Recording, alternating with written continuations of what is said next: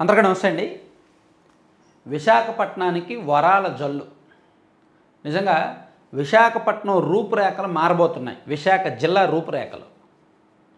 గత ప్రభుత్వం విశాఖపట్నాన్ని రాజధానిగా మేము చేస్తాము అని చెప్పారు. కానీ విశాఖ వేదికగా రాజకీయాలు నడిపించారు. కానీ ఆ జిల్లాను ఉద్ధరించిందేమీ లేదు. కొత్తగా తీసుకొచ్చిన పెద్ద పేరు మోసిన ప్రాజెక్ట్ అంటూ ఏమీ లేదు కదా.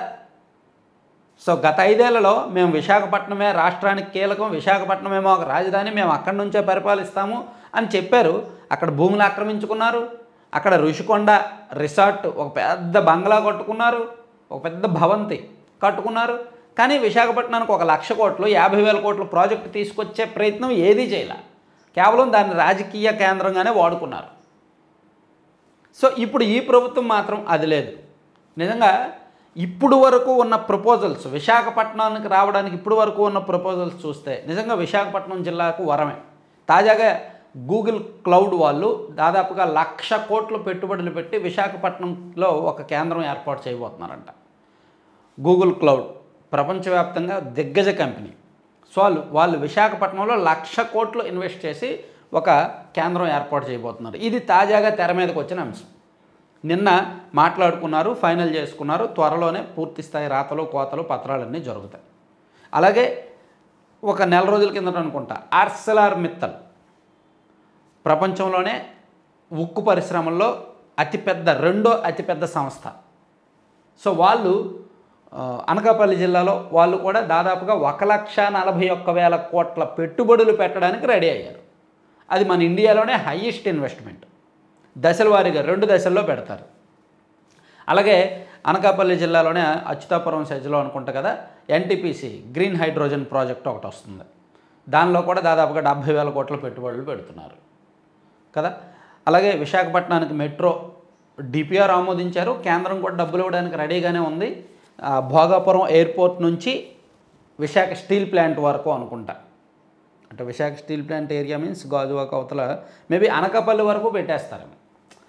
విశాఖ స్టీల్ ప్లాంట్కి అనకాపల్లికి ఎంత తేడా ఉంటుంది? ఒక 20 కిలోమీటర్లు ఉంటుందేమో. అదంతా కూడా అర్బన్ కలిసే ఉంటుంది కాబట్టి అక్కడ నుంచి పెట్టేయచ్చు. లేదా వైజాగ్ స్టీల్ ప్లాంట్ నుంచి భోగాపురం ఎయిర్పోర్ట్ వరకు పెట్టే ఆలోచనలో ఉన్నారనమాట. మెట్రో దానికి ప్రాథమికంగా డిపిఆర్ కూడా ఫైనల్ చేశారు. సో విశాఖపట్నానికి మెట్రో చాలా అవసరం. ఎందుకంటే సిటీలో విపరీతమైన ట్రాఫిక్ ఉంటుంది.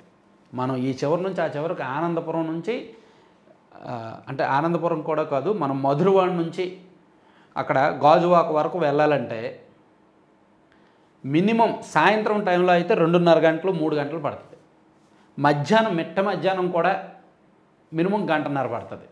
అంటే ఆ టైము ఈ టైమున ఉండదు, విపరీతమైన ట్రాఫిక్ ఉంటుంది అన్నమాట సిటీలో. అందుకే ఇప్పుడు అనకాపల్లి నుంచి ఆనందపురం కొత్త హైవే 3 సంవత్సరాలు 4 సంవత్సరాలు అయింది కొత్త హైవే. దాని మీద నుంచి వచ్చి ఆనందపురంలో దిగి అక్కడ నుంచి మధురవాడ వెళ్తారు చాలామంది, వెనక్కి వెళ్తారు.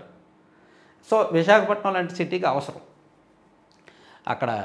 సో అంటే 4,00,000 కోట్ల పెట్టుబడులు రాబోతున్నాయి నెక్స్ట్ 6 నెలల్లో, రాబోయే 6 నెలల్లో అని నిన్న సీఎం చంద్రబాబు నాయుడు గారు స్వయంగా ప్రకటించారు. 4,00,000 కోట్ల పెట్టుబడులు అంటే మామూలు విషయం కాదు. ఒక జిల్లాకి, ఒక ప్రాంతానికి. సో విశాఖపట్నాన్ని వెనుకబాటుగా ఉంచేశారు. విశాఖపట్నాన్ని ఏమీ చేయట్లేదు, అంతా కూడా అమరావతిలోనే కేంద్రీకృతం చేసేస్తున్నారు, అంతా అమరావతిలోనే పెట్టేస్తున్నారు అని సాక్షి వాళ్ళు కానీ వైసీపీ వాళ్ళు కానీ ప్రచారం చేయడానికి కూడా లేదు. అమరావతి కంటే విశాఖపట్నంలోనే ఇప్పుడు ఎక్కువ ప్రాజెక్టులు వస్తున్నాయి, విశాఖపట్నంలోనే ఎక్కువ పెట్టుబడులు వస్తాయి. మరోవైపు రాయలసీమ ప్రాంతంలో అనంతపురం జిల్లాలో కూడా టెస్లా తీసుకురావడానికి, ఇంకొన్ని తయారీ పరిశ్రమలు ఏమైనా తీసుకురావడానికి ప్రయత్నాలు కూడా జరుగుతున్నాయి. సో ఇట్లా బ్యాలెన్స్ చేయడానికైతే కూటమి ప్రభుత్వం బాగానే ఉంది. సో ఇది ఖచ్చితంగా విశాఖపట్నంలో ఈ 4,00,000 కోట్ల పెట్టుబడులు అనేది మాత్రం ఇప్పుడు వరకు బహుశా ఏ ప్రభుత్వము కూడా ఒక ప్రాంతానికి ఇంత భారీ స్థాయిలో పెట్టుబడులను ఇవ్వలేదు, ఇంత భారీ స్థాయిలో రాలేదు కదా. సో ఇది మరింత సమాచారం అసలు ఏంటి, ఎప్పుడెప్పుడు ఏమేమి రాబోతున్నాయి అనేది మళ్ళీ మనం డీటెయిల్డ్గా మాట్లాడదాం. Thank you.